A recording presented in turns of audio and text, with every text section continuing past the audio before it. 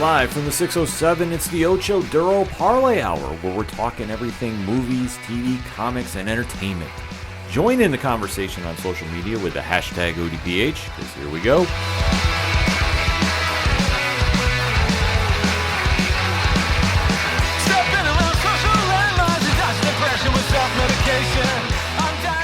Welcome to an all-new edition of the ODPH Podcast. What is happening, everybody? Thank you so much for joining us this week. My name is Ken M. Joining me in studio, as always, you know him. He's the co-host. His name is Padawan J. Let me talk to you. And boy, do we have a lot to talk about in the land of movies, TV, comics, and more. I mean, there's a thing or two. It's kind of a light week, to be honest. There's quite a few things that we need to discuss. It might be a light week for some. Slow news day. But for us, it's going to be a jam-packed edition of the entertainment show for the ODPH podcast. So that being said, a little shorter intro than usual for anything and everything that is the ODPH. You can find it at odphpodcast.com and all the directories. Pat, how many providers are we on? 243,092. So if you swing on over to the website, you can find out all about that. Friends of the shows like 3FN Podcast, Dragon Master Games, Nerd Initiative, a great music section, which Brian Wolf and the Howlers are going to be actually in the 607 this weekend. Hey-o. So there's a lot going on, so that's why I say swing on over to the website because we can definitely recap with everybody on the social media accounts because this is a jam-packed edition. And let's kick it off with arguably one of the biggest stories in all of pop culture right now. Yeah, I would say so. Because a movie has came out. Some are saying it's the movie of the year. I will say it's at least the movie of the summer. One of the most highly anticipated projects to come out from Marvel Studios. Yeah. And one that gives a fond farewell to the Fox version of the MCU as well. There is a lot going on with this, Pad. What are we going to be discussing? We're going to be talking about Deadpool and Wolverine. Yes, the third film starring Ryan Reynolds as Wade Wilson, the Merc with a Mouth, who has won over fans and really elevated a character that, in my opinion, wasn't supposed to take off into astronomical popularity.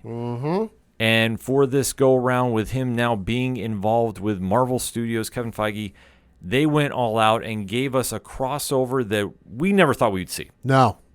And this was for many reasons. I mean, one, when you're talking about dueling studios, it's always a problem. Yeah. But let alone to go get the actor who really kicked off the Fox universe, in my opinion. No, you're right.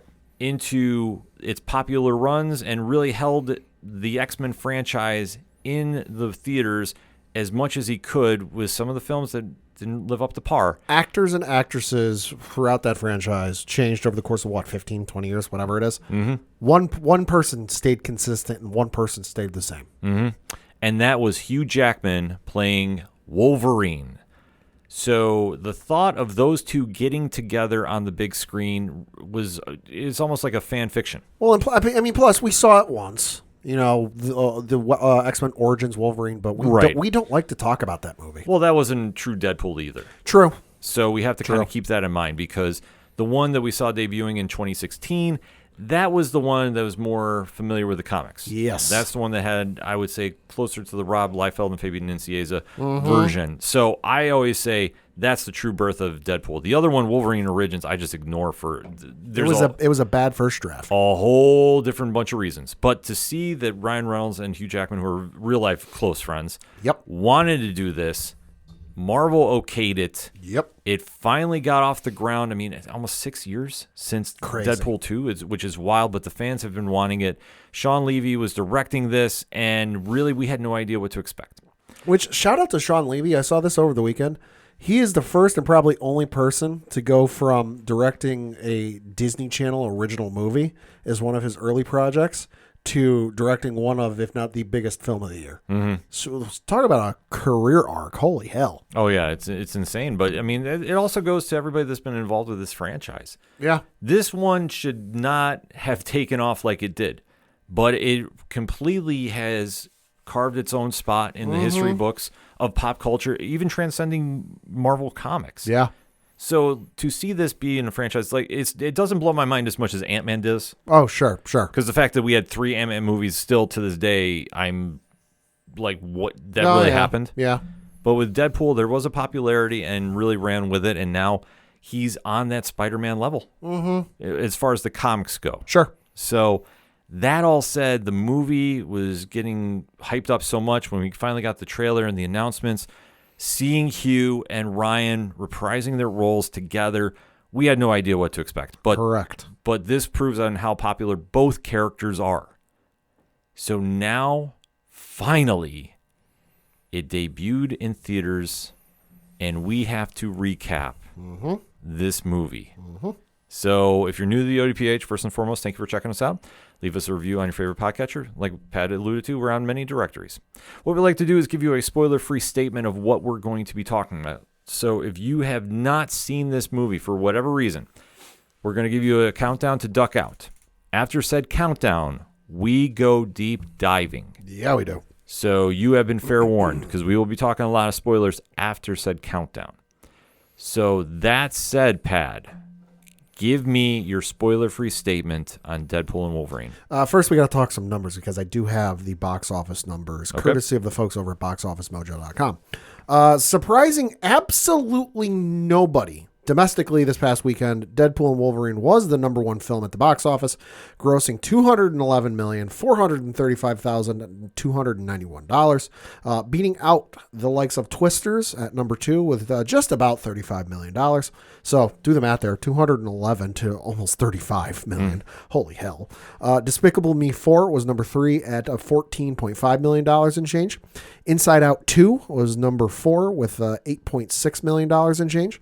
And then Long Legs was number 5 with $6.7 million and change. Quiet Place Day 1 was number 6 with $3.1 million and change. Bad Boys Ride or Die was number 7 with $1.3 million and change. The Fabulous Four at just over $1 million is number 8. Fly Me to the Moon was number 9 with just over $768,000. And then Rayan, I think that's how you say it, Raayan, was $453,000 even. So big win for the folks over there at Marvel. Currently, as we record, the film has grossed $235,863,260. Internationally, it's made $260.5 million for a worldwide total of $496,363,260. It's not even, it's been out for 5 days. It's almost made $500 million. Good God. It also broke all sorts of records. Reading from an article on deadline.com. Here are some of the records it's broken. It is the highest R-rated opening of all time, both worldwide and domestically. So holy hell. It is the biggest global opening since Avatar: The Way of Water. That one did $439 million. Quote, in like-for-like markets at current rates. It's the biggest domestic opening ever for Ryan Reynolds, being the original Deadpool's $132.4 million.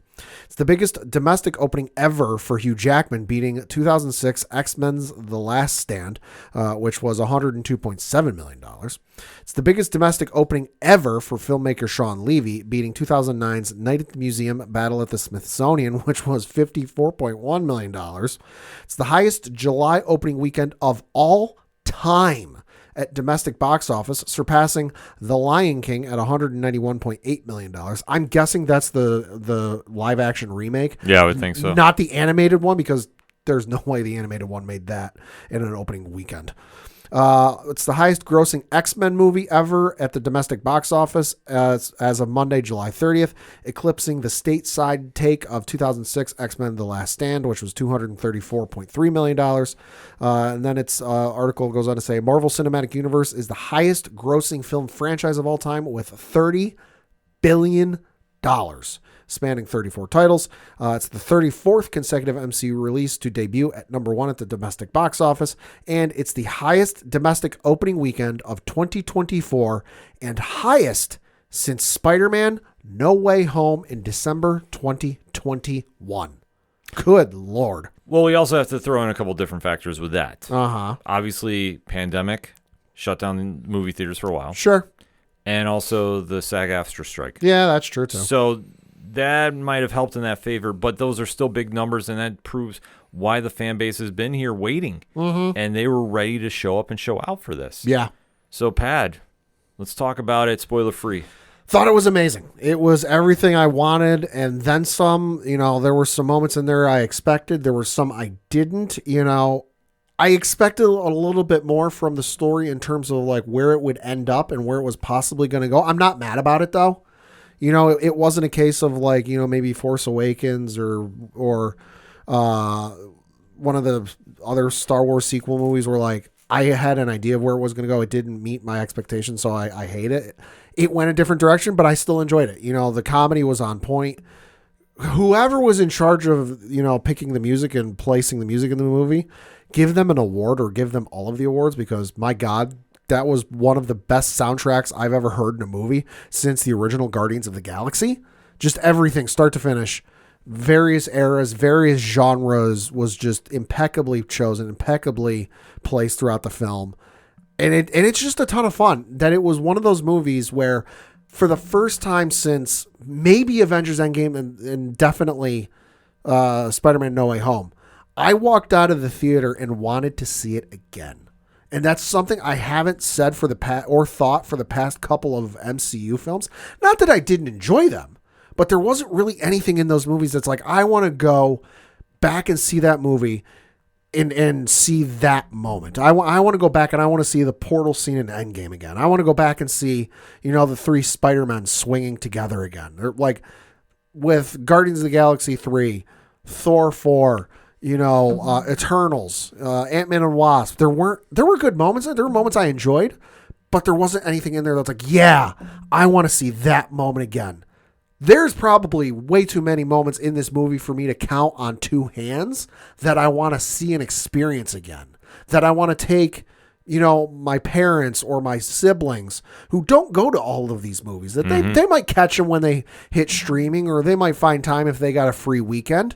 But the last one I had like this, I remember, was Spider-Man No Way Home, where my dad had seen a couple of them just through osmosis and living with me, and we had the DVDs of the Tobey Maguire movies, and he kind of wanted to say, "Oh my God, listen, I will go see that again." My brother was in town; he wanted to. I'm like, "Yes, I will go see this again."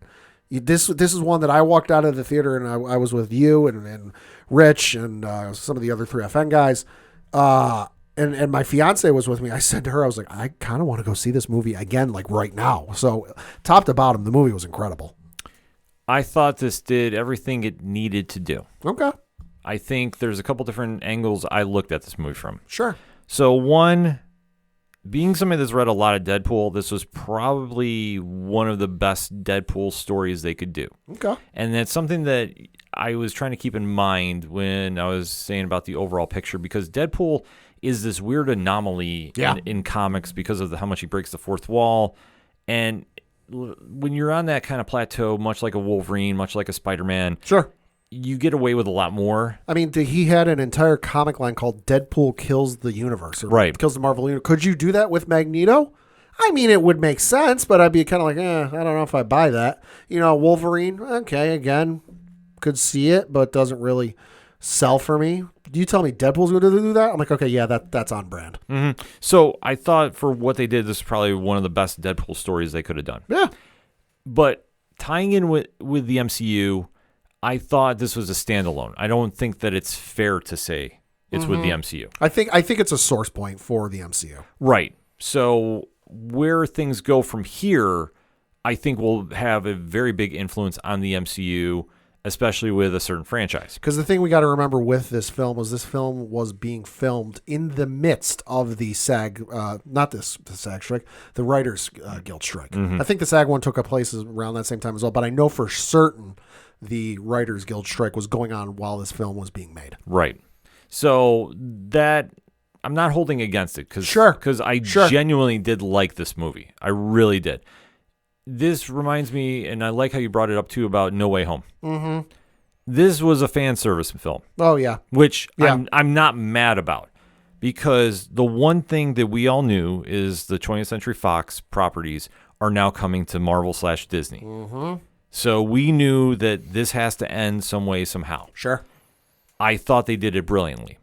I thought that they really had the perfect character to make that transition. I thought they nailed what we had all been waiting on. The humor was on point. The action was great. This is everything you want from a Deadpool story. Yeah.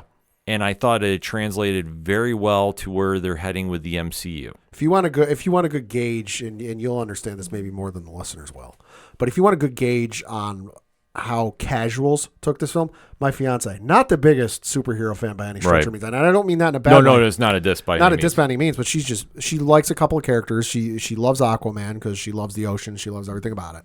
But she's not the biggest comic book movie fan, but she does love Ryan Reynolds, and she goes, yeah, Ryan Reynolds, I'll go see it with you. She came out of this movie and she went in with no expectations. She has not seen the first one. She has not seen the second one. I'm working on it. Give me time. We're planning a wedding. But she went into this with no expectations. I don't think I even showed her a trailer just to kind of give her an idea of what it was going to be about. Not intentionally on my part, just, hey, life. But we came out of this movie, and that was the opinion I was curious about most, because I know you've read Deadpool. I've read some comics and read some Deadpool. I know everybody else we went with has read some comics and read Deadpool. She has not. So I asked her, I go, what did you think of the movie? She said it was better than she expected. She kind of went in with mixed, low expectations, but it far exceeded her expectations. Oh, yeah. No, completely. I think that they did such a great job about crossing him over. Yeah. To now where fans have a preconceived notion of the MCU and characters and how they go there. I think Deadpool, if they do more with him, which I fully believe they're going to. Oh, they're going to. Is going to fit right in. I don't think there's going to be any kind of weird awkwardness, so to speak. Sure. I think they're going to go and have him be a big profile member of whatever they're doing with the MCU. Yeah. And I thought for where they left everything on this, it was a great farewell to the previous universes involved. And where they're heading now, the future is very, very bright. It was a very nice send-off for a universe that, let's be honest, very mixed bag of results. Oh, completely. Oh, for 20 years, we could do a side episode one of these days and break down the good, the bad, and the of the whole 20th Century Fox properties. Yeah. We could really do that. Maybe we'll do that for a future episode. I don't know. Hit us up. Let us know. But in the meantime, though, there's a lot to discuss with this. It was a very enjoyable film.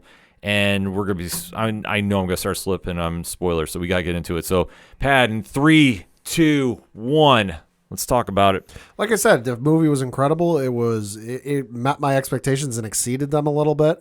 The story didn't go where I thought it was going to go, which is fine. I have no issues with that. I like to be surprised when I go to see a movie. The comedy was amazing. The action was incredible. The action was probably the best of the 3 movies they've done for Deadpool. Oh yeah, something about, I don't know what it was, but it was just on point.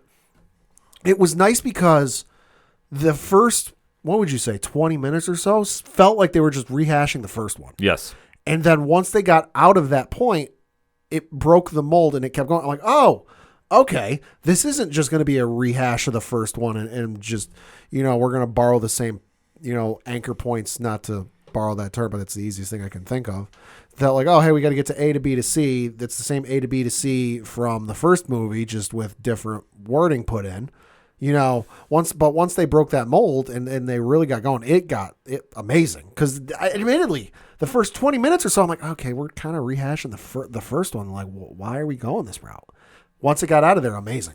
Yeah, I think once you got out of that opening sequence, which was entertaining. Oh, it was incredible. We have to give the note. That's the one you're seeing a lot of the NSYNC Bye Bye Bye with. Which they've updated the YouTube video to say official Deadpool Wolverine music video. That's very cool.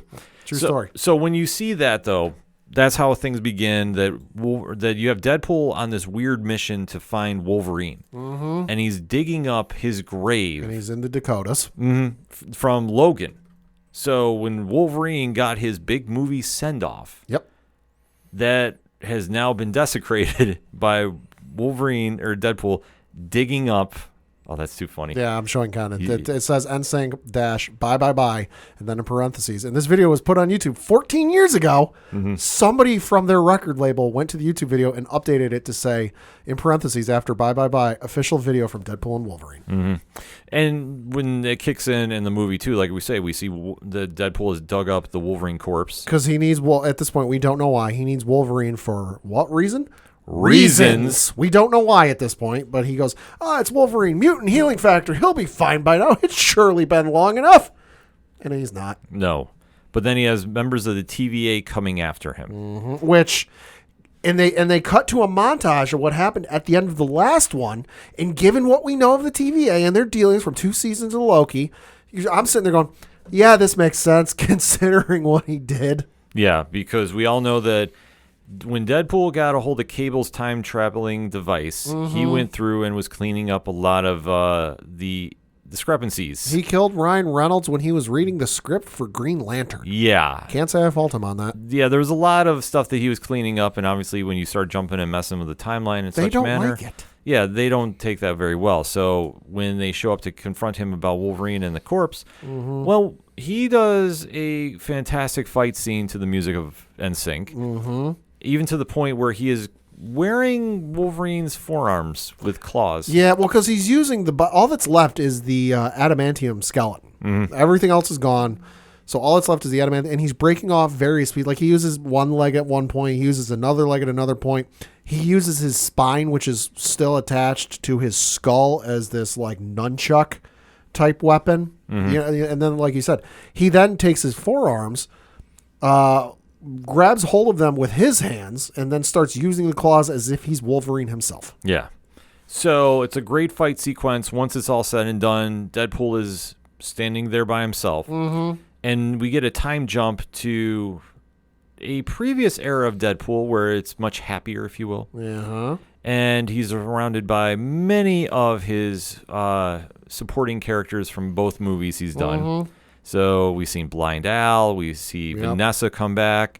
We've seen Shatterstar. I was surprised to see him back. Yeah. So we do see, a lot of the familiar faces that have been a part of his franchise too. And it was like almost riding a bike. The thing we should mention too is some point in his travels with the device from Cable, he did travel to the Earth 616 universe. Yes. And he did meet a certain former limousine driver, former assistant, Happy Hogan. And he requested he joined the Avengers. Yes. But sadly, he didn't have the stuff. He was rejected. Yeah, he was turned down about that because his whole mission is about getting Vanessa back, who's played by Morena Baccarin. And obviously she's kind of moved on from everything going on, but he still has his supporting cast, especially his roommate. Oh, my God. Blind Al, who's played by Leslie Uggmans. And when you start seeing their comedic timing going, I mean, it's so perfect. Oh, yeah. Uggams is, like, she's fantastic in this. So it's really kind of given that, I don't want to say warm, wholesome feel, but it's him bonding with his family. Yeah, it's the same, and it's the same comedy and the same humor from the first 2 movies, just in the MCU. She wants to do a line of paraphernalia. Yeah. Well, we'll just say, and what is it? Deadpool says, "No, listen, that's the one thing Kevin Feige said we couldn't do." And she starts naming off various nicknames for it. And he goes, no, they've got the entire list of names. We can't do any of them, which we found out later from interviews. Kevin Feige never said they couldn't do it. He just says, listen, you did the joke a lot in the first movie, the first 2 movies. Tone it down a little bit. Don't overdo it. Which he said Ryan took as an edict from him, no cocaine whatsoever. Yeah, but it plays to the character, though. It worked out well. And like I say, we see a lot of the returning cast members we've seen in his little supporting unit there. Until somebody comes to the door and winds up kidnapping him, and that turns out to be who, Pad? That would be more Time Variance Authority agents, but they are under the direction of a gentleman by the name of Mr. Paradox. Yes, so we have a mysterious agent. He's got a British accent. I don't trust him. Yeah, Matthew McFadden, who's playing him, did a very good job about this, but he is trying to more or less use Wade to get something that is not exactly TVA cleared. Yeah. So what he's trying to do is explain to him that I can give you a place on a different universe if you help me because yours is dying because your anchor being is Logan. Well, first he sells it as, you're getting promoted. Yeah. Let's just say. And he goes, oh, what? And I'm paraphrasing. But he goes, well, what do you mean? He goes, well, you're getting called up to the big leagues, and it shows footage from some of the previous Avengers movies. I know Endgame is shown, Civil War is shown, Age of Ultron is shown. couple cat movies, a couple scenes from the first cat movie are shown. And that's when, because Wade Wilson is aware of everything in the entire universe, multiverse, he goes, oh my God, I'm going to be in the MCU? And he goes, yep, you're getting called up. You're going to get a place among the MCU and with the Avengers. And he goes, oh, great. Well, he goes, let me just call my friends and tell them they're going to, get a pay bonus. Like, he's kind of making it meta and going like, oh, we're going to get a pay upgrade because we're no longer Fox. We're part of Disney. We're getting money from the mouse. And that's when Paradox goes, well, see, that's the thing. They're not coming with you. Well, what do you mean? See, your universe is dying because your anchor being has left, is gone. So your universe has a very limited amount of time left. Which Wade takes this about as well as you'd expect. Yeah, he's not happy about it. So Paradox is trying to use him for something. Yep. And when he tells him, like, I'll give you an upgrade about going to the 616, yep, there are strings attached to it. Even when he shows up, because at that point, we know Wade's been working as a used car salesman with his friend Peter. Mm-hmm. Peter's holding on to the suit, but Wade wants nothing to do with it. So now he's out of time and space. He's at the TVA. He gets suited up and groped by the TVA's armor, I guess we'll call him. Yeah. He gives him a new suit and he gives him new katanas, which are made from adamantium. Yeah. Good God. Which is insane. But obviously Wade knows something's wrong if he can't save his family. Yep. So he says, you know what, I'm not going to be part of this, and winds up stealing Paradox's tempad to go find Logan. Because he gets told Logan is the anchor being, and that because Logan died, their universe is gone. So by Deadpool's simplistic logic, he goes, oh, so I just need to find a Logan, bring it back to my universe, and everything's all hunky dory. Cool. Yeah. So then he starts jumping through multiple timelines.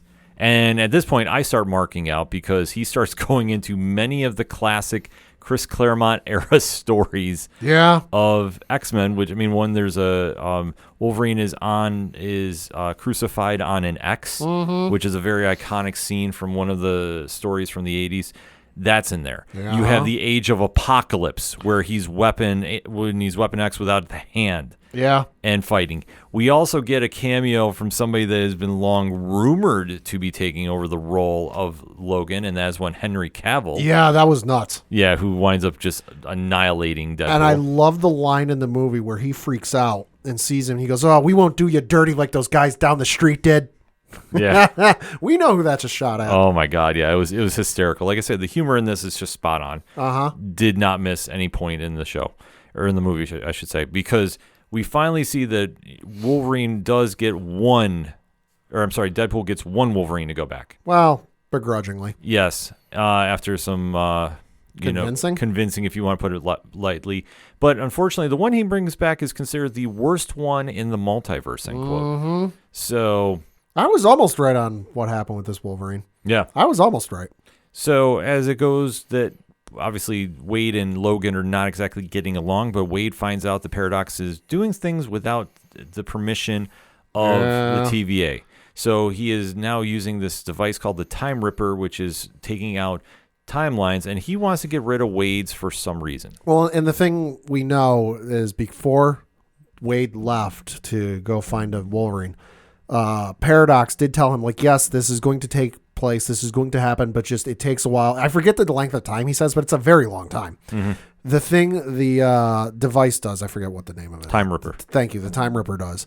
It's basically a supercharged engine on the whole process. It speeds it up in like no time flat. Yeah, so he, like I say, Paradox is very, very quick to get rid of Wade's timeline. Yeah. So I'm guessing that there's some more going on there. There's an alternative motive. Yeah, there's got to be something there. So obviously Wolverine and Deadpool are kind of stuck in a rock and a hard place, if you will. They wind up getting zapped out of the TVA building and go into a place that we know as the Void. So this is where all the characters that we've seen in Loki disappear to. Yep. And when they get there, they're in basically a Mad Max wasteland. That's what it looked like. And you do see a lot of objects that are very familiar. The 20th Century logo, the Fantastic Car is there. You do see some great Easter eggs lying around. And you do see that there's a mysterious figure that is watching them and kind of give them a heads up about something that's going on, that they might be under a little bit of trouble. This is after, though, a fight that we've all been waiting to see happens. Yep. To the sounds of AC/DC's Hell's Bells, you get one of the best choreographed fight scenes I think they've done at Marvel. Probably, yeah. And it's Wolverine and Deadpool just going at it. And holding absolutely nothing back. No. So this lived up to the expectation. Like, once you get here, this is when business really picks up, if you will. You heard the if you've ever heard Hell's Bells, you know what the sound of the opening of the song is. Yep. Started playing at the theater, and I was sitting next to my fiance, and I went, "Oh shit!" And she goes, "What?" She whispers, "What?" I'm like, "It's fucking Hell's Bells." I'm like, "Oh, we're in for something." The only thing better would have been Metallica's "For Whom the Bell Tolls." Ooh. If they did that, and if I heard somebody on the internet cut that in. Well, like I say, I was thinking Nick Gage coming to the ring for GCW. Yeah. But that's just me. So when we see this all take place, they get into a big fight, and then suddenly somebody kind of jumps in to intervene. Yep. And it's a familiar face, but not the face that we all think. Pat, who shows up? It looks like it's a variant of Captain America, because it is Chris Evans. But it's not Captain America. It's Johnny Storm. Yes. From the original Fantastic Four movie. It's a wild sequence, but this plays so well into the story. And they wind up getting captured. Yep. And taken to the big bad of the Void, and that is Cassandra Nova. Now, if anybody is not familiar with Cassandra, she is the twin sister of Charles Xavier. She has never been in the MCU, to our knowledge, or the Fox universe, but she is somebody very well known and very infamous in the comics. So the fact that we see her in this is absolutely blowing my mind. Emma Corrin played her fantastically, amazingly. I don't think, with as ruthless as they made this character in the movie, I don't think it could have worked in anything other than an R-rated movie. No, Nova has to be in one. Let me rephrase it. Cassandra Nova has to be in one. Right. You can't do her in a PG movie. Right. I'm sorry, it just does not happen. Knowing the track record, and I will just say go read the comics, you can get a full understanding of how absolutely insane and deadly she is. You can understand why. Yeah. So as she's standing there holding court, we do start seeing a lot more cameos of former X characters. So it's a great throwback sequence. A little fight is going on. Tyler Mane is there as Sabretooth, reprising his role from the original movie back in 2000. Yep. Aaron Stanford is there back as Pyro. You've also got, showing up at one point, I know,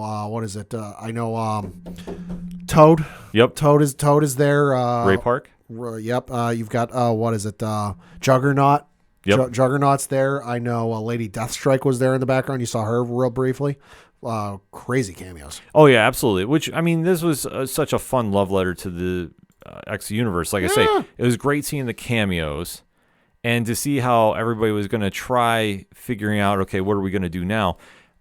In this situation, they try putting on a little bit of front, but this goes very, very sideways because, well, Cassandra reveals about cutting a deal with the TVA, that she's allowed to stay in the Void and more or less clean up the TVA's mess. Clean up the TVA's mess by feeding Alioth from the Loki series. Which Deadpool even goes, oh, you mean from season 1, episode 5 of Loki? Yes. Oh, my God. So we have this situation go on, and when everybody's trying to test Cassandra, well, she winds up killing Johnny by literally skinning his body alive. Well, because psionically, Deadpool sells him out. He goes, listen, because she wants to kill Wade and Logan first.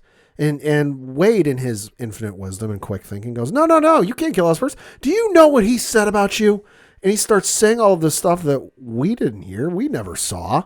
And so on the surface, we're going, well, that seems like bullshit. Yeah. But she buys it and literally sheds the skin off of him, including, muscles and tissue and everything else. And he just drops to a mess on the floor. Yeah. And then Alioth starts coming in and their whole Ant-Man shell of a castle. With a skull inside, mind you. Yeah. I mean, it's that was not empty. No, it was not. So at some point, there's a variant of Scott Lang or Hank Pym that has been taken care of. And can we just credit Ryan Reynolds for the joke or one-liner in this moment where the I can't remember if it was this moment or if it was earlier in the sequence when the helmet starts coming up on Ant-Man and he goes, oh, hey, look, Paul Rudd finally aged. Yep. Like I say, the humor here, it's so good. But we actually see the pair escape. Yep. On a leg of, what was that? It was a Doom leg, I thought it looked like. I thought it was a, oh, God, I'm blanking on the name. The robots that hunt the X-Men. Sentinel? Thank you. I thought it was a Sentinel leg. I mean, it might have been. But we... Given recent events, Doom leg might make more sense. Yeah.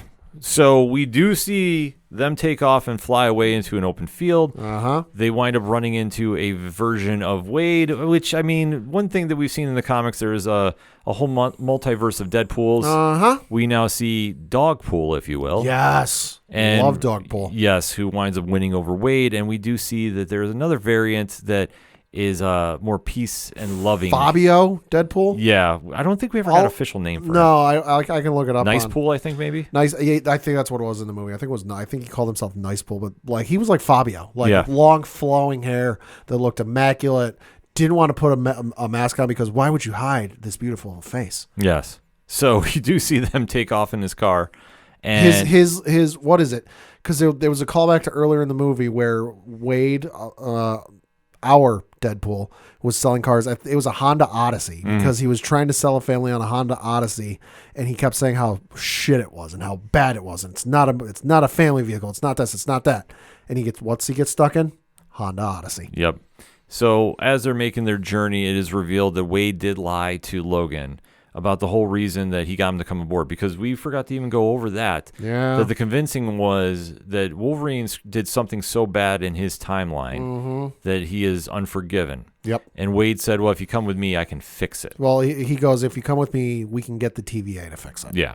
But it turns out he can't. He doesn't know. He optimistically wishes. Yeah. As he puts it, but so nicely. This leads to another crazy fight between the two. Good God. Yeah, this is the original fight forever right here. Yeah. Because they just wind up just unloading. Beating the holy hell out of each other. Yeah, until they're both out cold. Yeah, they're just exhausted. And Wade, so Wolverine's sleeping in the car. They've got the seats laid down or whatever, and the car goes, hey, stow and go. But then Wade is like tied to one side of the minivan with the car, not the car seats, the seat belts, and then tape. Yeah. So they are wound up taken by, we find out another familiar face, and one that we had known was returning. Was leaked or revealed the week prior. Which, I will say this, I know the internet kind of lost its mind about it. Yeah. I think they obviously went a little crazy over nothing. Yeah. Because we all knew that there was going to be cameos, and knowing that we were going back to Logan, we were expecting to see this actress back, and we find out it's Laura Kinney, a.k.a. X-23, played by Daphne Keane. Yep. So she winds up rescuing / kidnapping Deadpool and Wolverine. Should they get brought to the Resistance, which was alluded to earlier in the movie from Johnny Storm. Yep. He alluded to there was a Resistance out there. Didn't say who, but he just said there's a Resistance. Right, because he said obviously somebody wants to defeat Cassandra Nova, because if you can do that, you can go home. Yep. That's the assumption he was making, but there wasn't really any stock put behind that. So once they get to the secret location, we get the cameos of cameos. Holy fuck. So, Pat, why don't you break down who we see as part of the Resistance? So, one member of the Resistance is Jennifer Garner, reprising her role as Elektra. Yeah. You get, Wesley Snipes is back, reprising his role as Blade. And then in the shock of all shocks, Channing fucking Tatum is there as Remy LeBeau, a.k.a. Gambit. So... Holy fuck. Mind blown at this stage. My mind blew, my mind went nuts when Elektra walked out. I never expected that. Then what is it? Blade walked out. I'm like, holy shit, it's fucking Wesley Snipes. And then lo and behold, you see the costume before you see the face, and you know who it is. And it's fucking Gambit. And I'm like, oh my God, it's Channing Tatum as Gambit. And for anybody that doesn't know the story, for long periods of time. 5+ years. I know it was announced in 2014 that he would be playing Gambit, but then it was in development hell. Yeah. And then in 2019, Fox was sold to Disney, And because it wasn't past a certain point in production, they just canned it. Right. So it had been long rumored that Tatum was going to be playing Remy LeBeau. Mm-hmm. Never happened. Yep. And some fans have always wondered. I mean, me personally, it's nothing against Tatum. I just never could see him playing Gambit. Sure. But to see Wesley Snipes come back as Blade, who always wanted to come back as Blade, he's been very vocal about that. In fact, even through the one-liner, there will always be one Blade in the movie. That was a very, very cool Easter egg. And then Jennifer Gardner coming back as Elektra, which I believe they did address Daredevil. Yeah, well, they alluded to it. Yeah, there was a little one-liner thrown in there about that. But Elektra's spinoff obviously did not do well at the box office. To see them come back and team up, I mean, I thought it was a great swan song for each actor to, really get that final goodbye to the fans. Even like with Gardner, like I said, the movie didn't do well, but still, I don't think that's really on her. I think it's just more on the writing at the time. Sure. Because, I mean, Daredevil, it depends on what you want to believe about it. Like, me personally, I didn't hate the movie as much as everybody else did. I think the director's cut's a little better. Sure. But, I mean, it's not one I have, like, the, visceral anger towards. I know people don't like Elektra. I've got a soft spot for it just because that movie came out when I was in high school, and at the time in my English class we were studying like Greek literature at the time, and Elektra, Greek literature. Okay, so there was actually one day for class, if you can believe this, 100% true because my mom can verify because she was a chaperone for this. We went to one of the local movie theaters because Elektra was in theaters at the time when we were studying Greek literature. And we got to see for at least 2 class periods because, hey, we got to see the whole movie. We went to see the Elektra movie in theaters for school.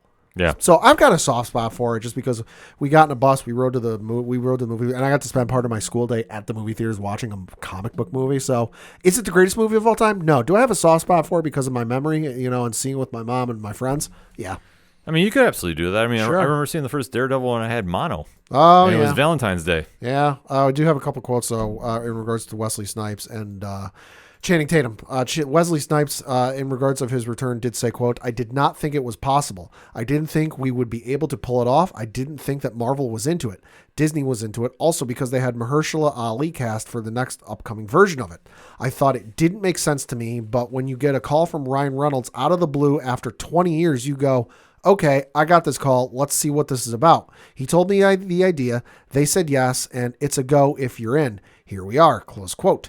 And then for Channing Tatum, he did write a message on Instagram saying, "I thought I had lost Gambit forever." He goes on to say, Ryan fought for me in Gambit. I will owe him probably forever because I'm not sure how I could ever do something that would be equal to what this has meant to me. I love you, buddy. Close quote. Yeah, I mean, this is just, it was all sentimental. I mean, like how you and I touched upon, like we all have memories of those Fox movies. Yeah. Because for us, that's a lot of our childhood. Yeah. Growing up and watching. Yeah. So to see all this come together made for a great thing. And then you do see that Logan, who doesn't want to work with anybody, winds up having a conversation with Laura.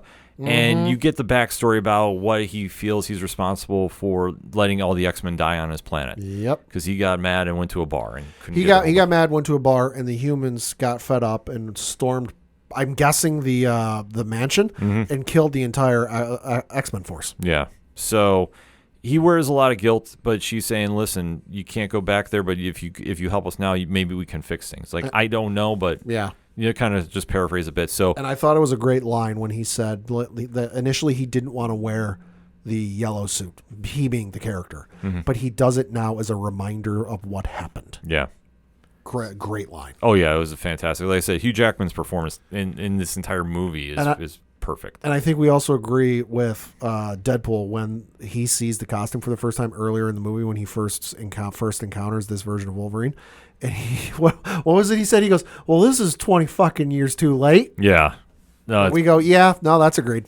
So we do see this all unfold, and they wind up making the run for Cassandra, who's already used her mental powers once by doing the weird sticking her hand into everybody's minds and messing around. Gnarly but awesome special effect. Yeah, I was going to say, I didn't want to spend a lot of time on it in the beginning, but that's how she kind of gets the upper hand about what is going on. Does it again here, and they know that obviously they're going to need something to block her powers. Magneto's helmet is not available, so it's gone. So they have one shot, and that's to get Juggernaut's helmet off. Yep. So in their process of doing it, there's a double deal going on between Paradox and Pyro. Mm-hmm. So Cassandra gets set up. Yep. And when she's taken out of the equation, because they wind up getting the helmet put on her so she can't use the powers. They break down the front doors, so all hell breaks loose. It's an awesome fight sequence. It's an amazing fight sequence. Yeah. They just come busting in, and we get every kind of big battle we want here. Everybody's unloading. Like it's pure action. So like I said, I didn't want to spend too much time on that. But we do see that Wolverine and Deadpool wind up confronting Cassandra. And then when she has like one chance to heal herself because of Pyro's betrayal, they wind up doing it, taking a little blind faith to get Wolverine or to get Deadpool back to his original timeline, because she winds up having a little artifact that belongs to one Doctor Strange. Well, and she has an artifact of Doctor Strange, and they finally appeal to her because Logan finally opens up to her a little bit and goes, listen, you don't know what your brother would have thought of you or what your brother would have done, because in her universe, her brother's dead. But Logan says, listen, I knew your brother, and your brother would have ripped he would have ripped the fabric of reality apart to try and save you. Right. And that appeals to her sense of family, sense of greater purpose, and she goes, all right, I'll help you. Yeah, I was going to say, it's very unlike the comics. I'm just going to put that out there right now. A little bit. But still, nevertheless, they wind up escaping back to their original Earth, which I believe was... Earth 10,005. Yes. So now they come back and they see the Paradox has been completing the Time Ripper. So this has been a whole thing just basically to keep everybody distracted while he's been building this Time Ripper, because he wants to get rid of all the timelines that Loki is currently protecting. Yep. So, like I say, that was the only part that was a little confusing to me, just like what he was trying to do. But I think he had an agenda, he had a mission, but I don't think he necessarily had all the information. Yeah. Because there was no mention of Loki in this movie, and I wasn't expecting it. But I just kind of took it as, okay, he doesn't know about Loki, so would it have worked? I don't know, maybe. Yeah, just for some reason he just decided to go off on his own. That was the only thing I thought was really kind of confusing, but then again, it's Deadpool, so I just allowed it. I just say it's reasons. So we do see that once the dynamic duo come back, well, there's some people that don't want to exactly see him stop Paradox. Cassandra. Yeah, Cassandra comes through the portal as well, because now she's looking for Paradox. And she says, well, I can't have you guys interrupting my plans. She unleashes an army of Deadpools, which was alluded to earlier in the movie. Yes. I forget what there was. The Deadpool Corps, I think. That's what it was. Yes, the Nice Pool gave it a nickname, and it was Deadpool Corps. He alluded that there's one out there, and we saw it. Yeah, because I mean that's been in the comics too. I mean, I personally haven't read it, and for me, it's just not my thing. Yeah. But it's a fun little nod and something in the Deadpool universe that if you talk to diehard fans, they have a lot of great things to say about. So we do see a lot of those variants come. Yeah. And we do see, obviously, one lady Deadpool. And the mystery was finally revealed of who played her. And Pat, who was that? That would be Ryan Reynolds' wife. Yes. Blake Lively. Yes. So she was there. Yep. Let's see. You had Nathan Fillion was Headpool. The floating skeleton head that you see in a lot of the commercials. Yep. Matthew McConaughey was Cowboy Pool. That's amazing. Yeah. The other one I liked was, and I thought this was going to be Rob McElhenney from It's Always Sunny in Philadelphia, because it was announced the day of the movie that Rob McElhenney, who co-owns Wrexham AFC, the soccer club over in the UK, with Ryan Reynolds, that Rob had a cameo in the movie. I saw this variant of Deadpool and I went, well, that must be Rob McElhenney. That would make sense. It wasn't. Rob McElhenney's cameo may be in the movie, may not be in the movie. It's kind of up in the air right now. But no, you had, if you're familiar with the English football system, Paul Mullen, the soccer player who currently plays with Wrexham, was Welshpool. So that was awesome. You had a whole bunch of them, though. But yeah, Matthew McConaughey, Nathan Fillion, and then Blake Lively. Yeah, and I believe Tom Holland's younger brother was in there as Tom Holland's younger brother was one of the stunt pools. Okay. Yeah, which Ryan Reynolds did not find out about until it got shared on, I think, the Holland brothers' Instagram or something, or somebody shared it and then tagged Ryan, and he's like, wait, this is how I find out? Yeah, so it's a little fun nod, and we get an insane fight sequence going on. You see a lot of explosions. You see them walk by Liefeld's shoe store.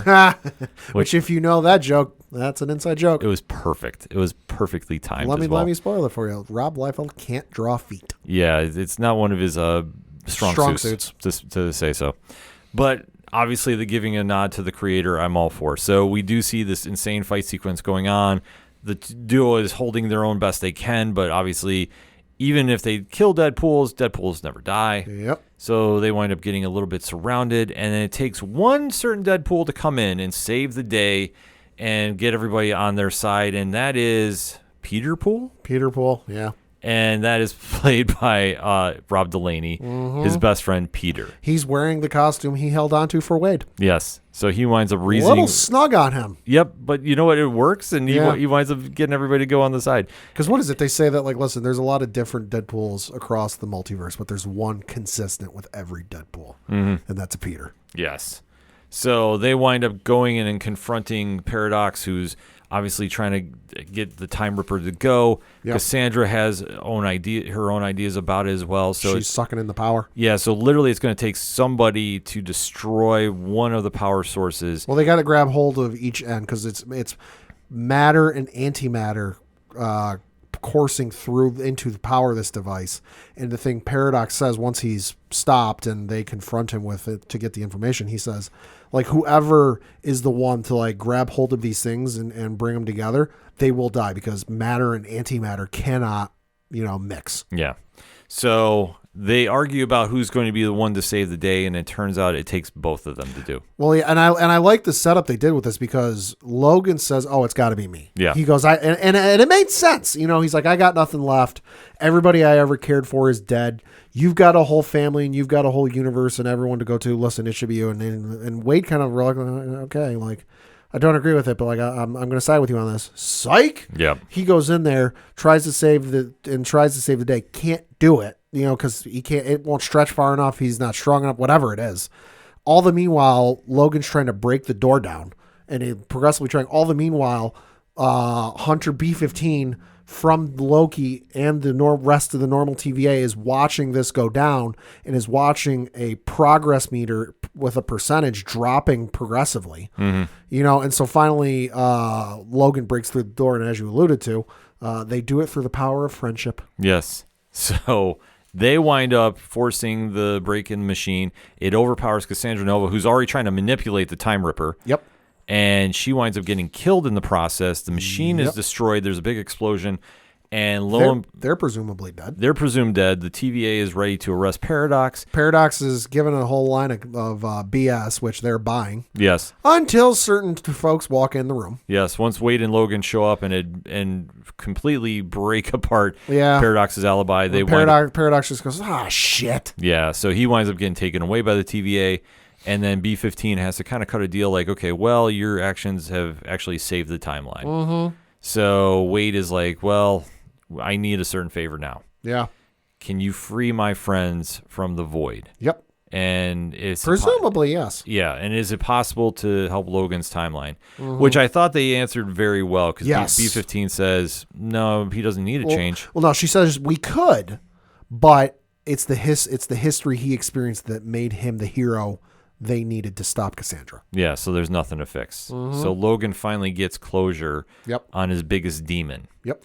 So the two go back to Wade's normal world, and he does wind up going to meet a few of the regulars, if you will, and on the encouragement of Logan, who's, on the advice of it, I should say, not so much encouragement. Advice. He's like, listen, you got one shot. You're going to capture, you're going to let it slip. Well, because he called him out when Deadpool Wade was explaining what happened with Vanessa to Logan. And Logan couldn't believe he fumbled the ball. He's like, dude, you screwed up a relationship with a stripper. Yeah. He's like, you suck. Yeah. Yeah, it's a great moment between the two. Yeah. So Logan says, go fix things. And sure enough, Wade tries. Yeah. And it looks like it's going to happen. And then everything kind of goes quiet, and then we get a montage, the Green Day's Good Riddance, Time of Your Life, and it's a send-off. It's a perfect send-off. It's like behind-the-scenes footage from every every Fox Marvel movie. Yeah. So it's a great moment to see, and there's a lot of memories, too. As soon as that guitar riff started playing, I cracked up laughing because I knew it was going to happen. Yeah. But another turning point of folks. I'm like, oh God, here we go. Yeah, it just hit. You're sitting watching, and like for me, I was just in there like remembering, like, you know, for Daredevil, like I said, I remember I was sicker than anything, and going with my friends to see it on Valentine's Day. I'm just like, my God. And then seeing all, you know, the X-Men movies, and I can remember some of the stories like that you and I have had going to the theaters to watch the X-Men films, and I'm just going like, it was one of those like surreal moments. Yeah, it was. Watching that, and then to see it finally wrap up, and then was it Days of Future Past? We went to go to one theater, and the plumbing in that theater, backed up. Yeah. Oh, that was fun. Yeah, and Apocalypse was not another great experience either at the theaters. I was hoping they wouldn't show Dark Phoenix because. I know. I'm glad I did not remember it, so maybe that's my mutant ability now. They showed it very quickly. There was a scene of Sophie Turner's Jean. In that movie. See, that's my power now. I blocked it out because I can't remember it.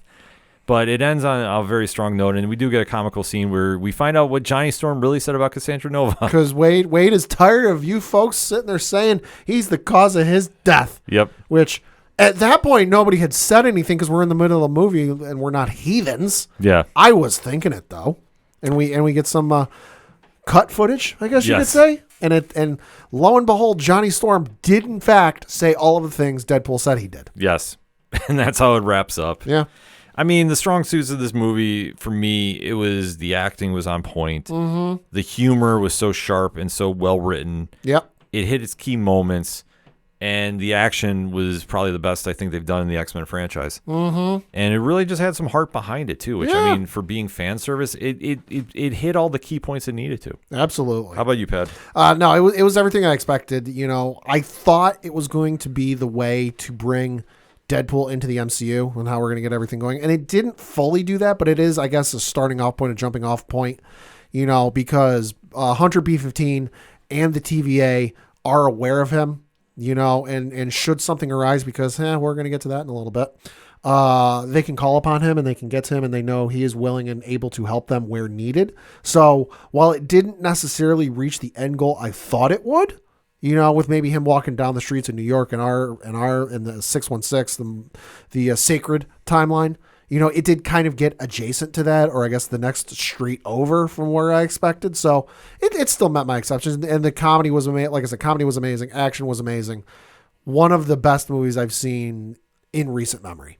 I have to agree with you. I mean, I definitely want to go back and see it. It just, it hit all the key points like I alluded to. Yeah. But it's one that, you know, if you grew up with these films, it definitely, you know, connected in the feel, so to speak. Like I say, it was one of those. Like I say, when that ending sequence hit, I started just reminiscing about like times I've watched these films. Yeah, and it's weird to say like it's over, but then again, the future now is going to be reset. Yep. And we have an idea where, because of the news at San Diego Comic-Con. But if this is any indication about where we're heading to, I think the MCU is in good hands. I would agree. And I think everybody needs to follow the words of Aaron Rodgers and RELAX. Because in Feige, we trust.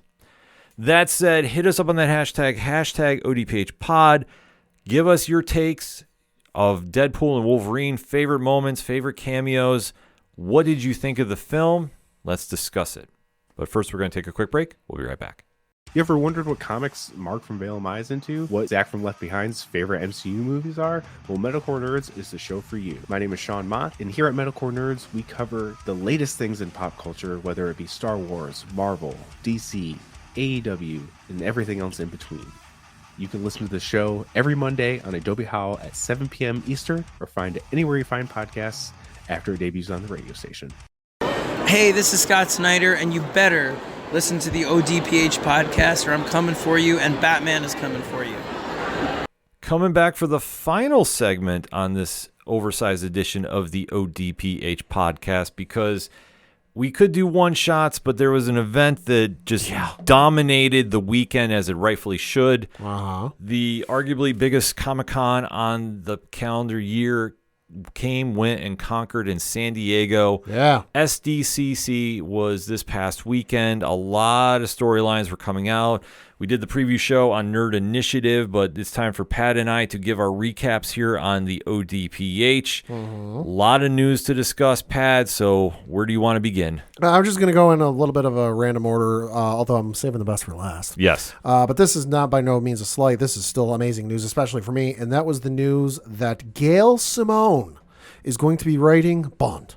James Bond. Ooh. Specifically the comic from Dynamite Comics. That's awesome. She did say, quote, "It's no secret that I'm a huge fan of Ian Fleming's James Bond. I like the version that's involved in the meanest part of the secret wars of espionage, the kind of warrior who does his work in the dark. I want the Bond who has dalliances with beautiful women and then goes home to an empty apartment. I want adventure and risk around every corner, with the next betrayal always looming over his head. Iridescent is one of my favorite stories I've ever written about a character I have loved since I first saw The Man with the Golden Gun years ago. Oh my God, she's a woman of class. It's high action, big stakes, and a very, very human Bond. I'm grateful to Dynamite and Ian Fleming Publications for asking me to do this dream project." So then you also had Dynamite CEO and publisher Nick Barucci said, quote, "Gail and I, as well as Dynamite as a whole, go back a long way, and she's one of the most talented, enthusiastic, and kindest creators in this industry. She's been a heavy hitter on everything she's touched, and she's really making another huge impact right now, and we're excited for James Bond to be a crucial part of that. She's long been on our short list of creators we wanted to see with the character, and it's satisfying to see it come together now. Fans are really going to love her approach," close quote. So like I said, if she's a fan of Man with the Golden Gun, she is a woman of class because I love that movie. But no, Gail Simone's going to be writing James Bond. Huge. I mean, Gail Simone is one of the best writers in comics. I know that obviously with Uncanny X-Men dropping, I believe, next week already, that's going to be one of the biggest books of the year. She is going to be just dominating comics, and obviously her track record speaks for itself. So to see her now on James Bond, amazing. Let's effing go. Yeah. Then we got to talk a little bit of Star Wars news, because there was the Star Wars Publishing panel, which is my favorite panel every year, no matter what con it is at. Some of the stuff that was announced, we are going to be getting a comic series from Kevin Scott with Marika Cresta as the artist, Phil Noto doing the cover art, but it is called Star Wars The Acolyte Kelnaka. Okay. The description of this one says, "Kelnaka from the hit Disney Plus series debuts. Kevin Scott and Marika Cresta bring the action as Wookiee Jedi Kelnaka steps into the pages of his own issue. Delve deep into the history of Kelnaka and the world of the High Republic in this bombastic one-shot. Includes an exclusive interview with Kelnaka actor Jonas Suotamo." So that one's definitely awesome. They've also got an art of book coming out for the High Republic, Volume 3. So those are always fun if you're a fan of some of the artwork. Exclusive. It's got exclusive concept art, character and costume sketches, vehicle and creature designs by Lucasfilm Publishing and its partners. It's official companion to Star Wars The High Republic Phases 2 and 3. So that one's definitely going to be an awesome one to check out. You've also got a comic series coming from the folks at Marvel for the High Republic called Fear of the Jedi.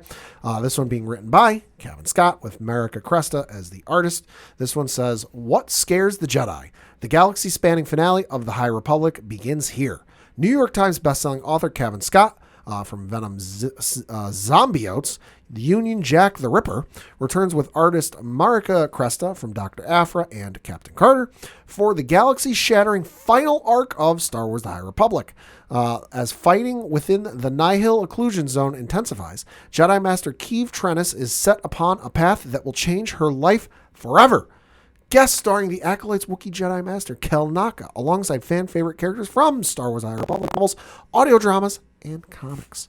There's also going to be a visual guide for Star Wars The Acolyte. This is going to be written by Pablo Hidalgo, who's a part of the Lucasfilm Story Group, published by DK. That'll be out in March of next year. You've got a new novel coming out from The Acolyte, from Justina Ireland. It's called Wayseeker. This one says, "Before the Acolyte, Vernestra Rwoh must find her place in the Jedi Order. Vernestra Rwoh has spent over a decade exploring the Outer Rim as a Wayseeker, answering to no other authority but the Force itself. When a request from the Jedi Council orders her back to the Coruscant, Vernestra initially refuses, feeling that her first priority should be to bring the beings she's already serving But after Jedi Master Indara arrives to ask Vernestra's aid in person, Vernestra finds herself pulled back into Coruscant's complicated world of Republic politics and underworld crime. As the two delve further into their investigation and the lines between Jedi and Republic business blur, and Vernestra must reconsider what it means to serve for light and life. So that one's definitely interesting, especially since we don't know a lot about Vernestra right now. Yeah. So that'll be awesome to see. From the fine folks over at Dark Horse, we are going to get an Art of book for Star Wars Outlaws. That, of course, is the upcoming game from the folks over at Ubisoft. Always dig those Art of books, like I said, because it's a little bit of a behind the scenes look at how the games and stuff was made. There is going to be an upcoming YA, young adult novel for Star Wars The Acolyte. Not a title yet, but it's going to be written by Tessa Gratton and published by Disney Lucasfilm Press. This one, the little description says, while their Jedi Masters clean up a political mess left behind by one of their own, Jedi Padawan Jeki and her least favorite fellow Padawan, Yord, are drawn into a planet-wide coming-of-age ritual as featured guest. The first ritual goes well, but when the final event is interrupted, Jeki and Yord will have to use all of their abilities and work together to keep each other and their new friends safe from danger. Don't sleep on these YA novels. Just because it says young adult does not mean there's good stories in them. So definitely give some of these a check out. Absolutely. Also going to be an Art of book for Star Wars The Acolyte Season 1. That is going to be coming out in summer of next year. But Star Wars books got a lot going on.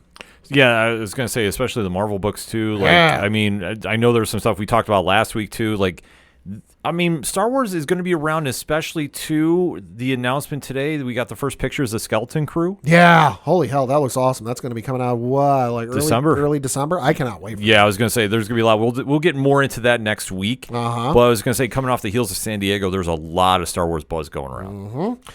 Then we got some news from the folks over at Dynamite, and it gave a little bit of some updates going on. Reading from an article on comicsbeat.com, it says, quote, Dynamite is finding a lot of success from their Warner Brothers licenses.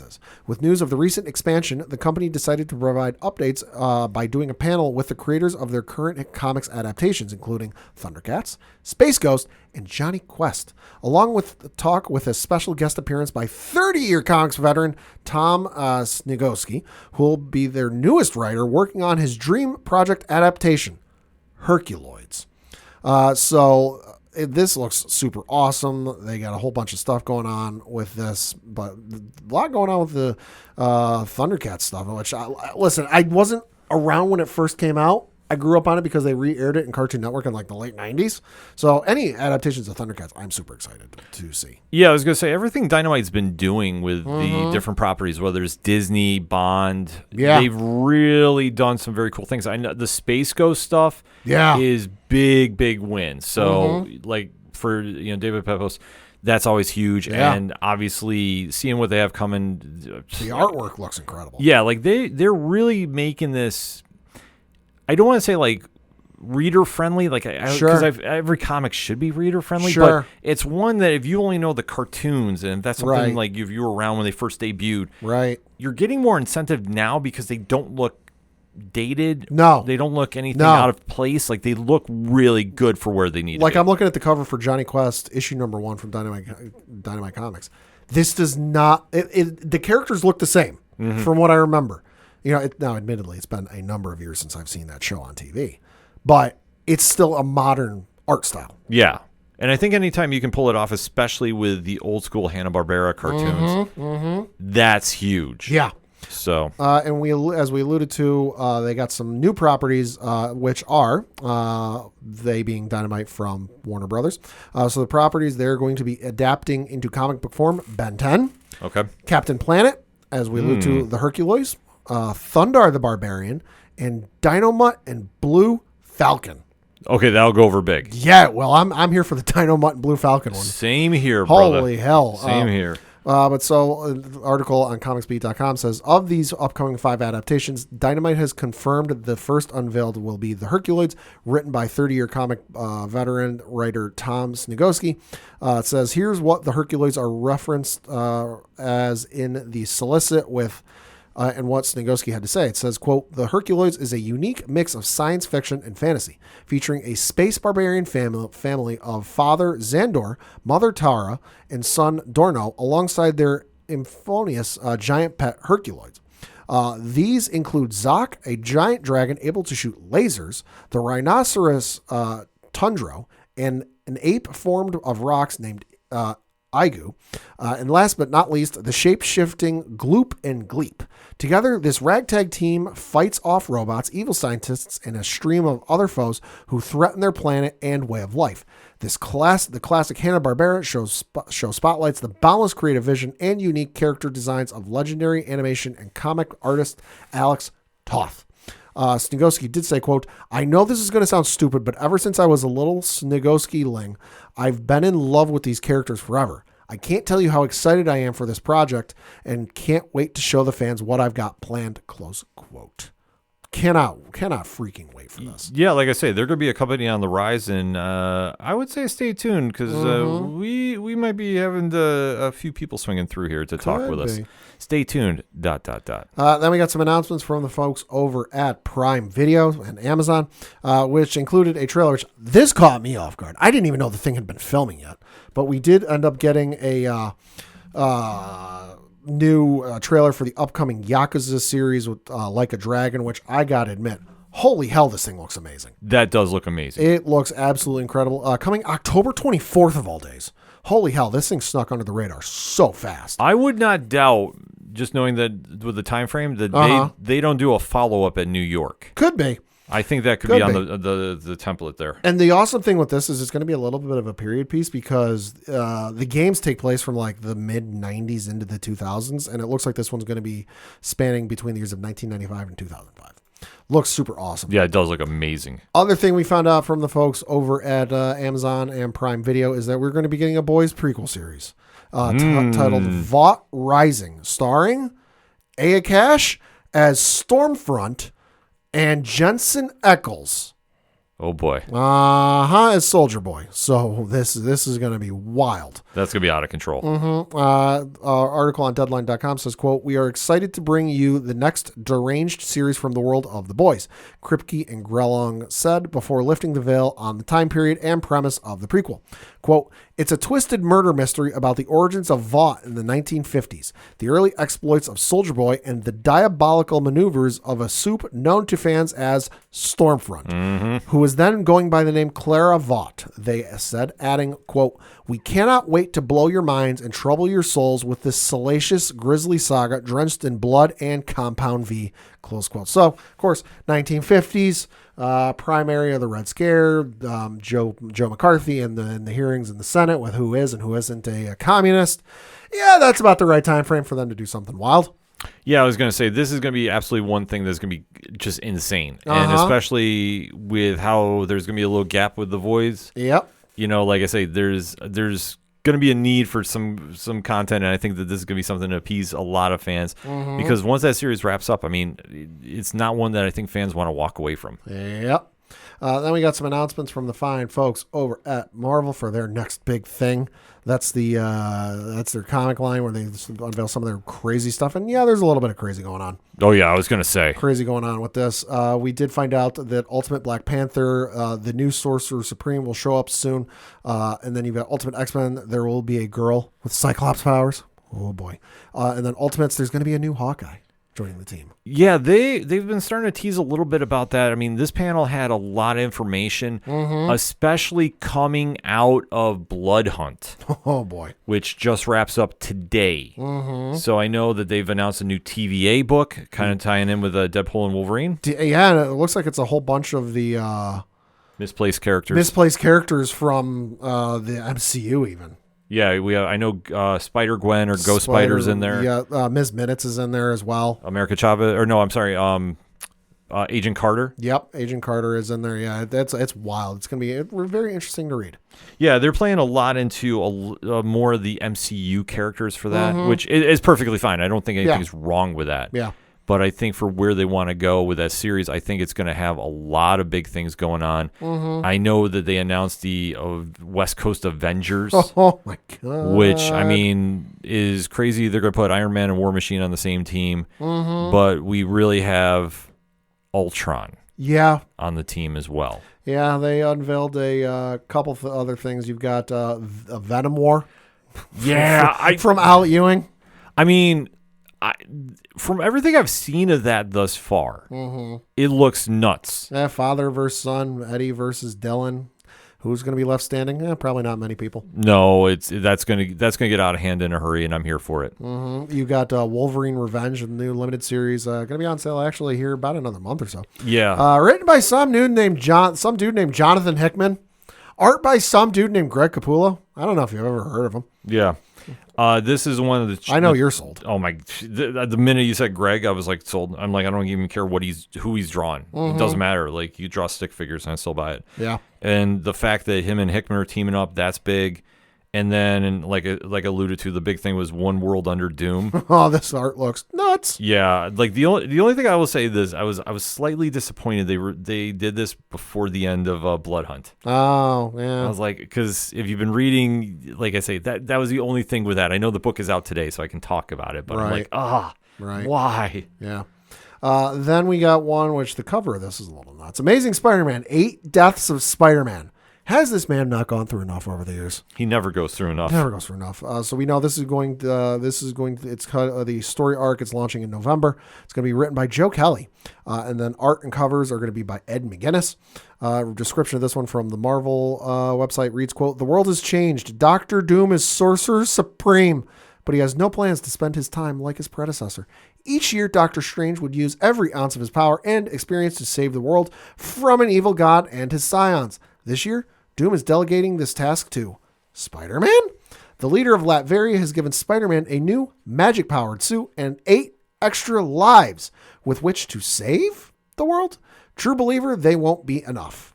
Has that man not been through enough? All I'm going to say is I am excited because it's Joe Kelly writing. Oh, yeah. So, and he does fantastic stuff. So, I will be very happy to just see whatever he has coming for this. Then, as we alluded to earlier, you got the West Coast Avengers, written by Gary Dugan. Art is going to be done by Danny Kim, which this one's a team put together by Iron Man and War Machine. And they're trying to redeem Ultron for some reason. I don't get this, but it's Dugan. I'll read it. That's pretty much all I need. Yep.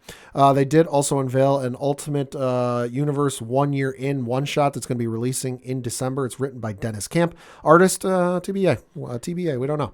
The description of this one says, "It's been 1 year since the Maker was locked away and the Ultimate Universe was left in the hands of his villainous council. And in that time, heroes around the world have risen up, determined to fix this broken world. Now, with 1 year left until their leaders return, the Maker's Council launches a bold plan to wipe out these heroes. This oversized one-shot sets the stage for the second year of the Ultimate line and includes the debut of the Ultimate versions of 2 major Marvel characters." I trust anything Dennis Camp is doing. He does fantastic stuff. I can't stress enough, if you haven't tried reading 20th Century Men yet, I recommend it. It's intense, though. It's a very intense read, but it's a very good series. Yeah. And the fact that he's now blowing up on Ultimates, I'm super happy to see. Then we got a little bit of Doctor Who news. We got the trailer for the upcoming 2024 Christmas special. Looks good. Usual Doctor Who shenanigans. But we also found out that there's going to be a spin-off series. Yeah, this was wild. Yeah, so the show is going to be called The War Between the Land and Sea. It's a limited 5-part series, and it's going to star Russell Tovey, Gugu Mbatha-Raw, as well as Gemma Redgrave as the head of unit, Kate Lethbridge Stewart, and Alexander Devrant as the foot soldier Colonel Ibrahim. And the article I'm reading from it says, yes, quote, "Yes, Tovey and Mbatha-Raw have been on the show before, but no, they're not reprising their original characters. Midshipman Frame and Martha's sister, Trish Jones, though Davies did say he would totally write that team up. So that's a little interesting. It's only the second time I can think of. Yeah, I was going to say, because Torchwood was the only other thing I could think about. Yeah. So we'll see what happens with that. But yeah, I'm very intrigued by this to see when it's all said and done. Yep. And of course, the Doctor Who Christmas special will air / stream on Christmas Day, December 25th on BBC and Disney Plus. And The War Between the Land and Sea and Doctor Who Season 2 or 5th season 15/41 are expected the next year. Of course, like with anything from the BBC, they'll give you a rough time frame, and then you won't find out the release date until the trailer comes out. Yeah. Then we got some DC news, and this is from their panel and talking about absolute power. Oh, let's go. So, reading from an article, it says, quote, official press release recapping the other news from the Absolute Power panel. Quote, in a discussion led by DC Group editor Paul Kaminsky, Mark Waid, Nicole Maines, and Joshua Williamson, spoke to a wide range of topics as the architect of Absolute Power. Wade spoke to the challenges and opportunities of planning an event of this magnitude and mapping out the connecting DC core titles and supporting series like Absolute Power Origins and Absolute Power Task Force 7 that reinforced the scope of Absolute Power and its impact on the DC universe. Maines, who portrayed the DC superhero Dreamer on television, as well as written the characters in DC's core comics line and a young adult graphic novel, Bad Dream, A Dreamer's Story, spoke in detail about Dreamer's evolution, Maines' passion for Superman, John Kent, and what fans can expect from her co-writer, Sina Grace, in the upcoming Absolute Power Super Son tie-in one-shot. And current Superman writer Williamson talked about working with Mark Waid in connecting his House of Brainiac story arc in Superman and Action Comics to Absolute Power. Close quote. There's absolute nuts insanity going on with everything DC Comics, and it's going to be insane. And the one thing, too, that really, I don't want to say flew under the radar, because once this happened, I don't think people realized it was coming to the comics too. They're going back to the original Bullet logo. Oh my God, yes, please. So DC Studios is going to have the Bullet logo, and the comics are coming back. Jim Lee announced that today. Mm-hmm. So there's a lot of very cool things going on with this, and they've been announcing more books and creators coming to the Absolute line when that is launching in October. Mm-hmm. It was announced Jeff Lemire is coming and working on Absolute Flash. Yeah, Scott Snyder, what it says, Scott's Absolute Superman writer, Jason Aaron, Hayden Sherman is doing Absolute Wonder Woman.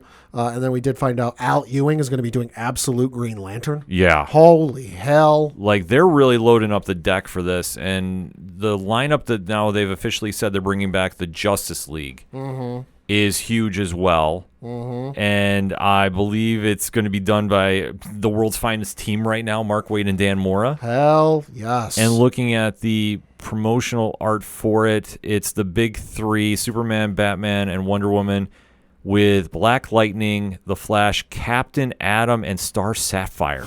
Oh, that is a wild lineup, to say the least. Yeah, I'm here for it, though. Like I say, it's Waid and Mora. It's an instant take my money. Like, we're not even having this discussion about this. Then we had some announcements for the X-Men line at the X-Men from the Ashes panel, because this is, of course, what is that? That's the storyline they're going with after the fall of Krakoa. From the Ashes, Krakoa. Fall of Krakoa. Some of the things we did find out is a little bit of a trailer for the X-Men from the Ashes. A little bit of spotlights on some stuff from X-Men, Uncanny X-Men, Exceptional X-Men, and more. Yeah, because the books are just getting ready to release. Yep, we did find out that there's a Psylocke series coming out, written by Alyssa Wong with art by Vincenzo Caratu. So that's going to be on sale November 13th. Yep. This one says, she was made for violence, trained to be an assassin since birth. Kwannon chose to be an X-Men, but there are still some jobs too dirty for the X-Men, and some paths have to be walked alone. When the mission is brutal, Psylocke unsheathes her blades to punish those who prey on mutants, and her upcoming adventures in this new series feature appearances by her lover, Greycrow, shed light on her brutal upbringing with the Hand, and introduce a twisted supervillain called the Taxonomist. Close quote. So that looks like it's going to be a lot of fun. That is going to be something. I think that could be a sleeper book. I know there's a ton of X-Men books coming There's out. a lot of fucking X-Men books. But to kind of put it in perspective, though, this is what they did in the 90s. Yeah. So if the market is asking for it, they'll be fine. And I think with the creators they have lined up, like, I'm sorry, I'm actually going to pick up a Dazzler book because Jason Lowe's writing it. That's true. Like, that just shows, like, they're really putting top-notch creators on properties, and you have to give it a shot to see. We did find out that there's going to be a new issue of an ongoing series for X-Men on sale in November, written by Jed McKay, art by Netho Diaz. This one says, quote, the Iron Knight, what does the town of Merle, Alaska, owe the X-Men? Where did the defunct Sentinel looming over the town come from? And more importantly, what was it after?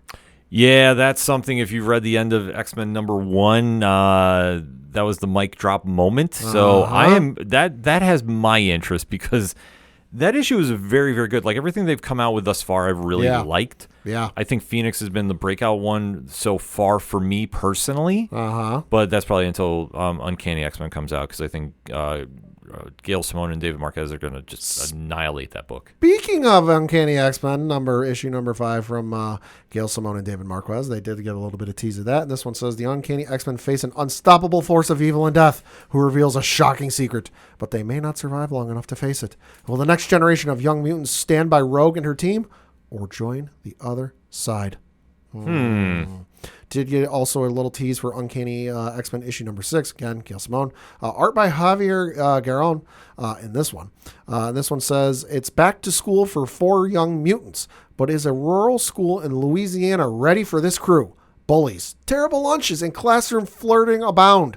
But is one of the student body the prophesized endling who will be the last member of mutant kind? Plus, Jubilee undertakes a fateful solo mission. Then we got a little bit of a tease for Exceptional X-Men issue number 3 from Eve L. Ewing with art and the cover by Carmen Carnero. Emma Frost versus Kitty Pryde. Yeah. Kitty Pryde's determination to stay doggedly away from all things X-Men related becomes more strained by the days as Emma Frost once again sticks her nose into things. Meanwhile, our new team is finding their rhythm. AXO, Melee, and Bronze have officially entered the fray. Yeah, this series is going to be one when it drops, I think, is going to be the sleeper hit of of the X-Men line.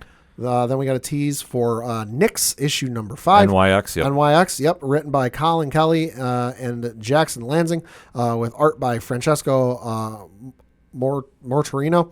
This one says, they've been fired, arrested, thrown out, beaten, and betrayed. NYC is putting Ms. Marvel, Wolverine, Anole, Prodigy, and Sophie Kuko through the ringer, but there's no time to rest. A riot's brewing where the machinations of the Quiet Council and the hatred of the Truth Seekers will come to an electric collision for the fate of every mutant in the city. Yeah, that book I know generated a lot of buzz, and I'm just going to say this very quickly. I don't care about a QR code on the end of the page. That does not bother me. The story is fantastic. I really liked how NYX was. Tease for X Factor issue number 4, which is written by Mark Russell with art by Bob Quinn. Beneath the Surface. Havoc and the team race to recover this crew of a subterranean expedition beneath Death Valley. But who or what is waiting beneath the desert sands? And what does all this have to do with Cecilia Reyes? Yeah, we'll have to find out. I mean, that book still has to come out and it has a very unique premise to it. So definitely excited to go check that first issue out. A little tease for Mystique issue number 2, which I got to say, the cover on this one looks nuts. I believe it's Declan Shelby, if I'm not mistaken. Yeah, it's written by Declan Shelby. Art and cover by Declan Shelby. So, yeah. No, sorry. The cover is by Greg Lamb. Oh, I think that's the variant cover. Oh, could be. Either way, though, the cover looks amazing. It says, Brotherhood broken. With Nick Fury on her tail, Mystique seeks out an old ally from the Brotherhood of Evil Mutants. But is this a reunion or a trap? And who's caught who? Interesting. Yes. And I mean, like I say, they've got so many books that are coming out with this Fall of Ashes too. Yeah. From the Ashes. The Psylocke book they released ahead of time. I know the Phoenix book that's coming out, that's generating a ton of buzz as well too. I think that's probably like I say, it's the breakout one for me right now. And I think just with everything else they have lined up, it's a great time to get back into the X-Men line if you haven't done it already. Yeah. They got teasers for Phoenix going on, which that's written by Stephanie Phillips, of course. Of course. You got Alessandro Miracolo. That one's going to be absolutely nuts. X-Force, good lord. X-Force just came out this week too. Yep. New Wolverine book is coming. New Wolverine book, Dazzler, soon to be played by Taylor Swift. Calling it now. Hey, I'll take it. Storm, you got going on. Sentinels have got their own issue, which is absolutely freaking wild. The Sentinels premise is very unique. I will say when that drops, and then obviously Storm being with the Avengers now. Yep. That's getting thrown in the mix. Tease of the Avengers issue, of course, written by Jed McKay going on. There's a lot going on with the X-Men books. Yeah, it's like I said, it's a great time to get back into the X-Men line if you haven't checked it out already. Yeah. And speaking of series to get back into, I definitely want to shout out some friends of ours. The team behind Minor Threats. Hey. So Jordan Blum, Scott Hepburn, Patton Oswalt. It was announced at their panel that Minor Threats is going to live action on Netflix. Hey, nice. So huge moves happening there. That whole series is blowing up right now. And if you have not checked it out, they've got a couple great spinoffs going. So I'm super happy for all of them. They've came through the show. I don't want to jinx anything, but we might be talking to them sooner than later as well, and I'd love to kind of pick their brains about what's going on here because, like I say, Barfly just came out. The Alternates has been a big hit, so there's a lot of things to get very, very excited about concerning them. Obviously, when we're talking about universes to get a part of, Skybound Entertainment, they had some teases going on for the Energon universe. Hard to believe it's already a year old. Yeah, that's crazy. So they even kind of gave a little more hints at their panel about the G.I. Joe series coming out that's inside the Energon universe. I wanted to stress that because there's G.I. Joe, a Real American Hero, written by the legendary Larry Hama. That is in its own continuum. So that's not with the Energon universe. But they have revealed the cover for the fold-out here, which is Joshua Williamson and Tom Riley going. Yeah. So, like I say, that's been absolutely amazing. And I know they've revealed that they're finally going to tie in Void Rivals with G.I. Joe at issue 13. Okay. I had to think about because they've been teasing so much going on. And like I said, I read the press release for that. So that's going to be something definitely to be excited about, too. And then we talk about exciting lines. Well, we have some friends of ours that I've been talking about their book for quite some time, and that is No One, and reading the official press release from Image Comics. Yeah. It has been announced that No One is going to be made into a feature film, produced by Late Night with the Devil's Steven Schneider. Oh, okay. So this is going to be a very unique project. This kind of crashed the Enter the Massiverse panel that happened at Con because there was a lot of information going on there. Radiant Black is going to be taking a little hiatus after issue number 30 and 30.5. Right. We do know there's more Dead Lucky coming in some manner. Melissa Flores did touch upon that. Rogue Sun is being Rogue Sun. It's been doing great work. Inferno Go Red, the Kickstarter is still on the way, so we're going to be making that happen. You know, when that comes. So I don't have an update on timetable. Matt Groom was not there for it, but he did send in some artwork from Erica Durr, so it looks amazing. And then they did the video package going on with this too, and No One just wrapped up in the comics, so this is going to be something I think fans want to jump on board early with. Yeah. But reading exactly from, quote-unquote, from the press release from Image Comics, creative collective studio Black Market Narrative and Development and Production Company ZQ Entertainment are teaming up for a feature film adaptation of No One, the critically acclaimed comic book by series by Kyle Higgins, Brian Brucciolato, and Geraldo Borges, and published by Image Comics as well, who as its accompanying script podcast, Who is No One, which features a star-studded cast including Rachel Lee Cook and Patton Oswalt. The true crime found footage I Am No One will be produced by Higgins and Buccellato, ZQ Entertainment's Aria Kirshian, and Steven Snyder and Peter Jockel. Snyder, who's known for genre-defining films such as Paranormal Activity, Insidious, and Late Night with the Devil. So a lot of cool things happening there, and like I say, the buzz around this, I can't stress enough. This is an event. This is not just anything normal. This is just going to be, an event, because to have that companion podcast, it's a new way of storytelling. Yeah. So I think for anybody that wants to get in this universe, get into it now, and especially the No One series, it's so well done. And if you love shows like The Wire, you can see the influence here too. Like I say, I don't want to give too much away, even though it's out like I say, it hits all the marks you want for a great story. So they're, like I say, they were having some great news. Other friends of ours that were making some noise. Masked Republic. Yeah. So we know the Luchaverse is coming out and doing big things. It was announced, according to the press release they posted on their Facebook after their panels there. The first issue of Luchaverse Catalyst having just hit comic shops and many orders are selling out, is perfect timing to announce the pact at CDC that it is getting developed for television by showrunner Adar Cole and MXN Entertainment. Oh, okay. So not sure all the details going on with this, but I will imagine we will be getting some information about that sooner than later for some more detail.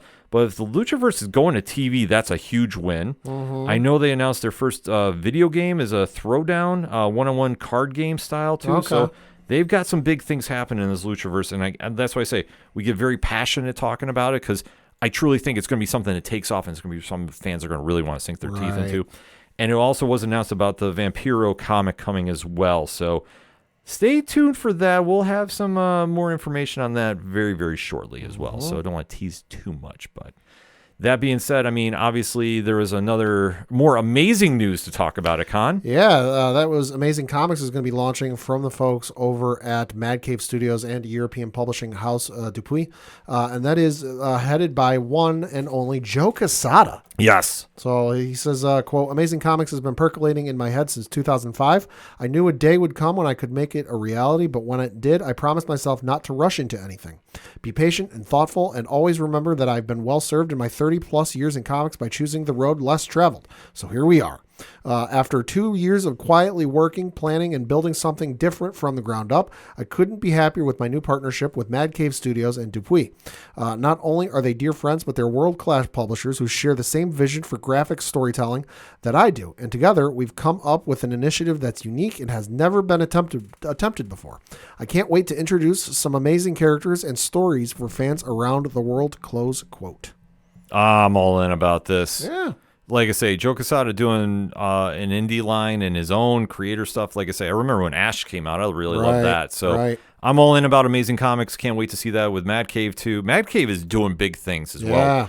I like I say, I love seeing them have a breakout year. Distillery was also announcing one. We have a brand new book coming out from Scott Snyder and Jock too. Yeah, they have so many new projects coming out. Like, it's such a great time to be a comic fan. Yeah. Then we got some information from the folks over at DC with some of their television stuff. They showed off a new trailer for the upcoming Penguin series, which, say less. I'm already sold on that. Yeah, I was gonna say. I mean, you really don't need to sell that to me any more than you already are. But then we also did get a reveal from the folks over at DC, specifically the Jim Lee and Friends panel, because James Gunn dropped in from the Atlanta set of his highly anticipated Superman film.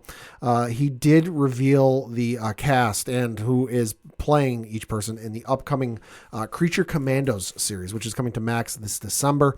It's a 7-episode series co-produced by DC Studios and Warner Brothers Animation, and it tracks a secret team of incarcerated monsters recruited for missions deemed too dangerous for humans.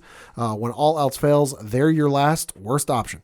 Headlining the new show is a star-studded cast that includes Steve Agee as Economos, Maria Bakalova as Princess Ileana, Anya Charlotra as Cersei, Zoe Chow as Nina Mazursky, Frank Grillo as Rick Flag Sr., Sean Gunn as G.I. Robot and Weasel, of course, David Harbour as Frankenstein, Alan Tudyk as Dr. Phosphorus, Indira Varma as the Bride, and Viola Davis as Amanda freaking Waller. Trailer looked amazing for this too.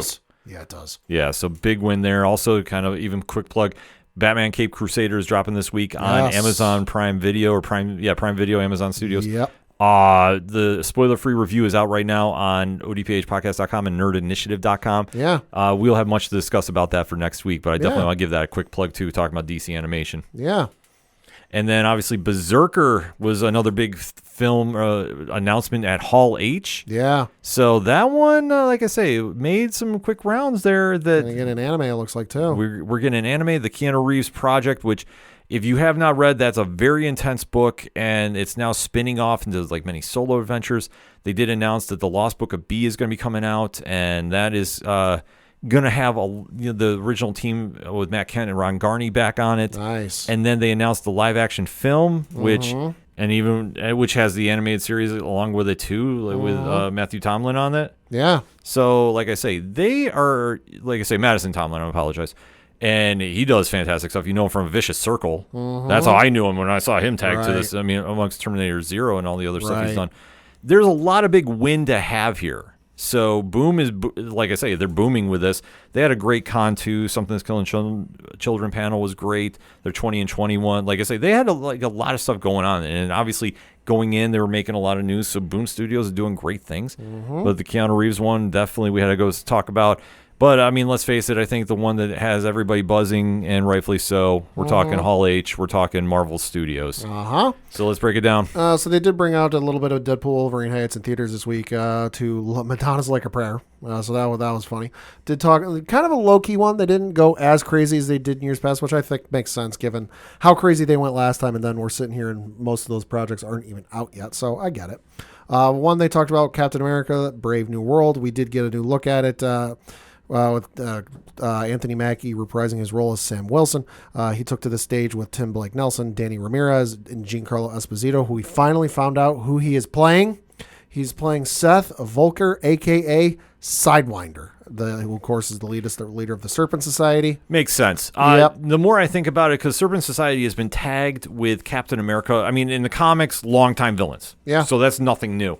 But the fact that they are finally bringing them to the big screen, remember, this was the original name for Civil War before they revealed that it was a ruse. So this makes perfect sense. Right. Then they talked about Thunderbolts, which has got an asterisk in the title, and that's not a mistake or like, we're going to change the name. No. It was joined on stage by director Jake Schreier, with stars Geraldine Viswanthan, Louis Pullman, Hannah Joan Kamen, Wyatt Russell, Julia Louis-Dreyfus, Florence Pugh, Sebastian Stan, and David Harbour.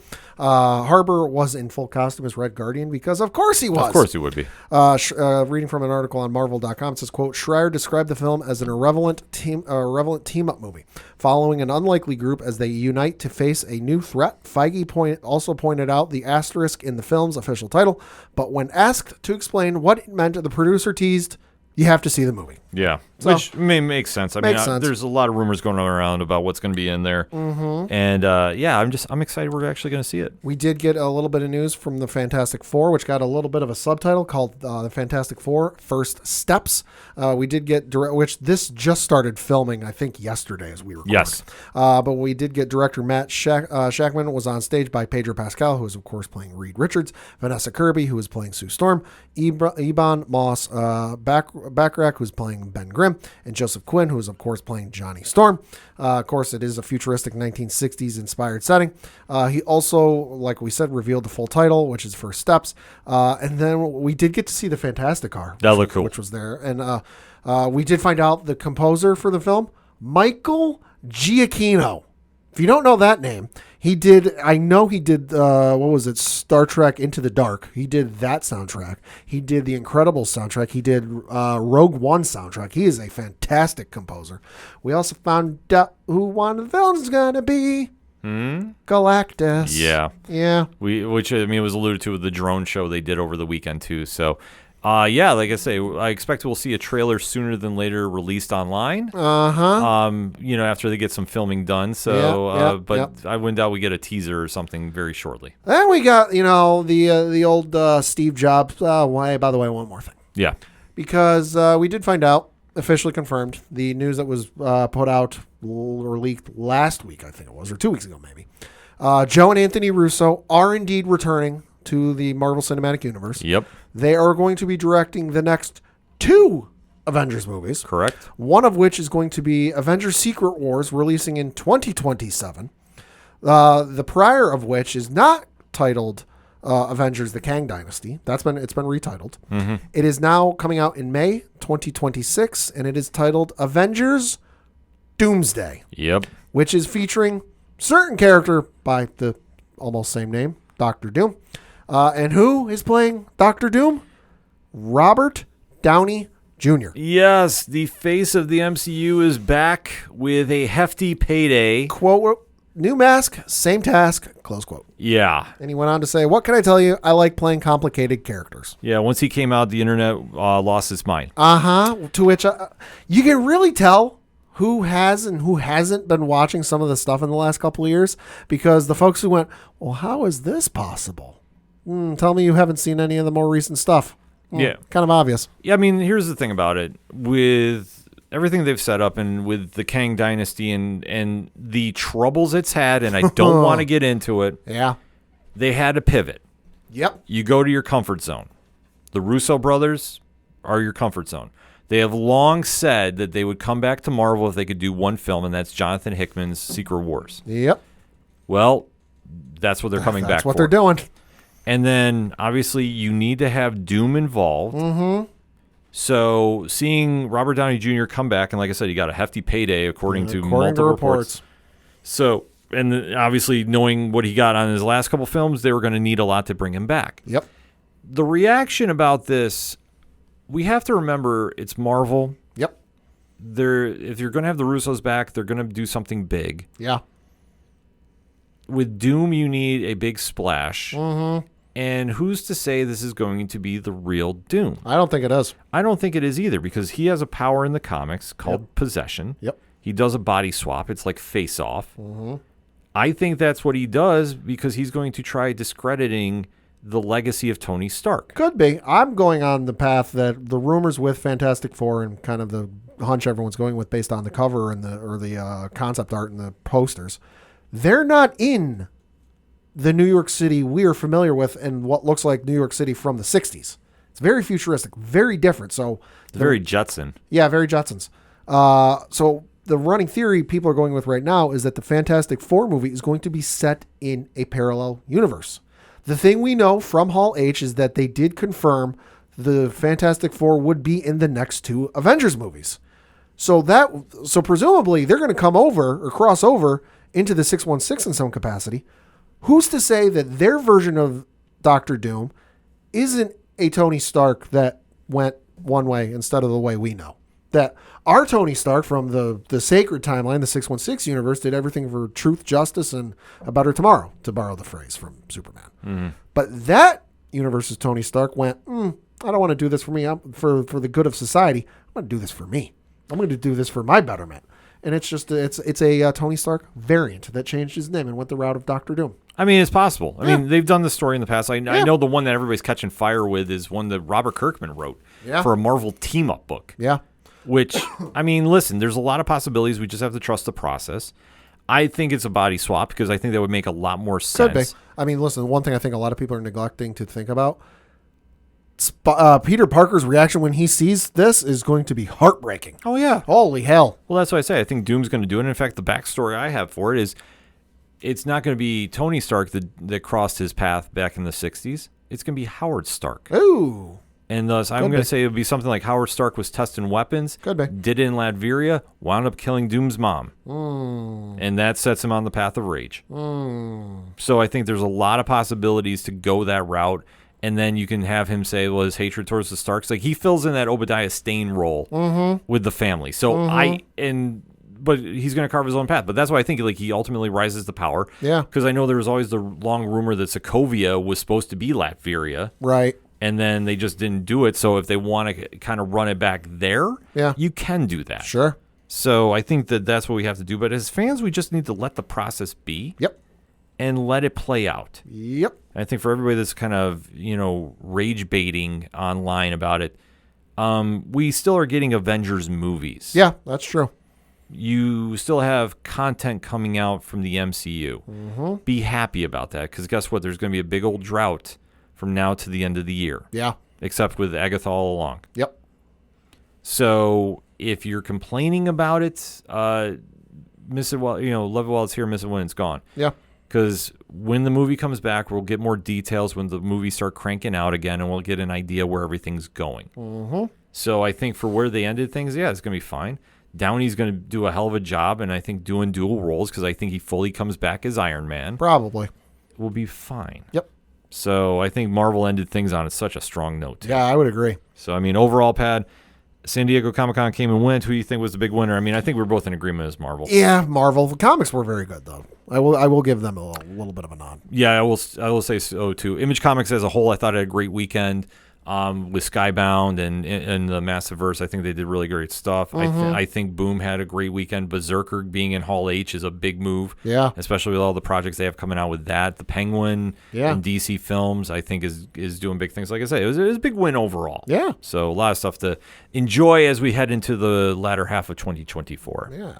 A couple other stories, just two things of note. Heads up to those of you who are House of the Dragon fans, there are clips and leaks from the season finale that are online right now, specifically on TikTok and Twitter or X, whatever you want to call it. So, hey, viewer discretion is advised when clicking onto videos in the next couple of days. So definitely the article on Variety.com does say that one of the videos that was posted onto One TikTok which had 14 videos and roughly 30 minutes of footage from the unaired finale, and the videos had been had approximately 50,000 to 100,000 views at the time of this article's publication. So hey, they're out there, so viewer discretion is advised. And lastly, certainly not leastly, don't know why they didn't announce this at Comic-Con, but hey, they announced it a couple days after. But that is, we are going to be getting a trilogy of new books from the Star Wars folks, and set during the time of, I guess, the rise of the reign of the Empire, which that's actually going to be the title of the series. It's called Reign of the Empire. 3 books, one titled The Mask of Fear by Alexander Freed, is going to be focusing on Mon Mothma. You've got 2 other books which are going to be focusing on Saw Gerrera, and then the other one is Bail Organa. So I know the Mon Mothma one is going to be in like the first year of the Empire's reign, and then the article on Gizmodo.com says that the Saw Gerrera and Bail Organa stories are going to be set a couple years later down the road, but definitely interesting stuff. There's not a whole lot of like information and stories from that time period. So anytime you can get more stories from that time period, I say yes. Nothing but win there. Yeah. And then obviously we got to talk some comic picks on the way out the door. Pat, what you picking up this week? One I'm picking up this week is from the folks over at Dynamite Comics. It is Gargoyle Quest, issue number 3 from Greg Weisman. It says, quote, while Demona races to repair a sacred object, Thalog and Brentwood face Wyvern the Dragon, who guards the haft of Gungear, the Lance of Fate, the key to Demona's plan for ultimate power. Writer and Gargoyles creator Greg Weisman and Pasquale Quilano start pulling out all the stops as their latest chapter in the Gargoyle saga begins building to its crescendo, all accompanied by heroically iconic covers from Clayton Crane, Jai Lee, June Chung, and Drew Moss. And then the other 2 you should pick up are the ones I reviewed for Nerd Initiative this week, the first of which being Ultimate Spider-Man, issue number 7 from Jonathan Hickman. So this one says, The Ultimates return. New arc starts here. After their intense battle with the Kingpin, Green Goblin and Spider-Man both know they aren't as ready to reshape the world as they hoped. Harry and Peter get to work, while Ben and Jonah work on the truth. And problems from their resistance arise when the Ultimates return. This issue's nuts. The ending is awesome. And there's one thing in this issue that takes place that I really questioned the decision making on this whole process. You read the issue, I think you're going to know what I'm talking about. It's going to come back to bite him in the ass down the road. Yeah. Mark my words. Yeah, it will. And then the other one is Darth Maul Black, White, and Red, issue number 4 from Greg Pak. This one says, where is the darkest side of the Force? An assassin in the shadows, a forgotten temple, a quest for silence. Why does Palpatine send Darth Maul to an ancient world? And who pays the price? For patience. This issue is a ton of fun. It is a situation where you would expect Darth Maul to be as far away from him as humanly possible. And it's a ton of fun to see the shenanigans and antics they get up that he gets into that just piss him off. It's a lot of fun. Do you know who Darth Maul is? If you answered yes, then that's all you need to know for this issue. You don't need to have seen all of the movies. You don't need to have read all of the books. You don't need to have seen Clone Wars or Rebels or anything else. If you know who Darth Maul is, you're good to go. Yeah. It's a fun read. Oh, absolutely. The anthology stuff they do there is great. Yeah. My picks, I'll keep it very short and sweet because I know we went overtime this week. Blood Hunt number 5, Marvel Comics, the end of the bloodiest event in Marvel Comics history. From Boom Studios, House of Slaughter 25, the end of the Butcher War is upon us, and it's a very emotional read if you've been connected to the series for a while. From Dark Horse Comics, Masterpiece number 6, it is the conclusion of Brian Michael Bendis and Alex Malavy's Ocean's 11-esque crime caper. Love this book. Probably my favorite one of the week thus far, and that's saying something when I mentioned the coolest book at the comic shop is back in print. Grimm 19, Boom Studios, Stephanie Phillips, Flaviano, Rico Renzi, Tom Napolitano. Enough said. I mean, they're doing the spotlights on each character as they're building for the showdown between Annabelle and Jessica. So love whatever they're doing in this series. Like I said, it's punk rock DIY, just a blending of creativity, and it does not miss every time it comes out. And then last but not least, from Valiant Comics and Alien Books, Ninjak versus Roku number 2. So this is one that Valiant Super Spy is, kind of caught in a familiar realm, if you will. He has an ex-lover that is trying to kill him. There's an impossible mission going on. Can he survive? Can he pull it off? Great cliffhanger ending going on with this one, too. So Valiant is, making a comeback here. It's a great time to get on. If you've read those characters before, they're doing some really cool stuff over at Alien Books. So you want to go check them out as well. And for more comic reviews, nerdinitiative.com started at 9 a.m. every Wednesday, and we got over 20 reviews on the site right now for this week. And definitely go check it out because there's nothing like going into the comic shops on New Comic Book Day and picking up some great issues. That being said, for anything and everything that is the ODPH, you can find it at odphpodcast.com. That's it for entertainment this week. So for the one only Padawan J. Thank you. I'm your host, Ken. Thank you as always for listening to the ODPH Podcast. We'll see you next time.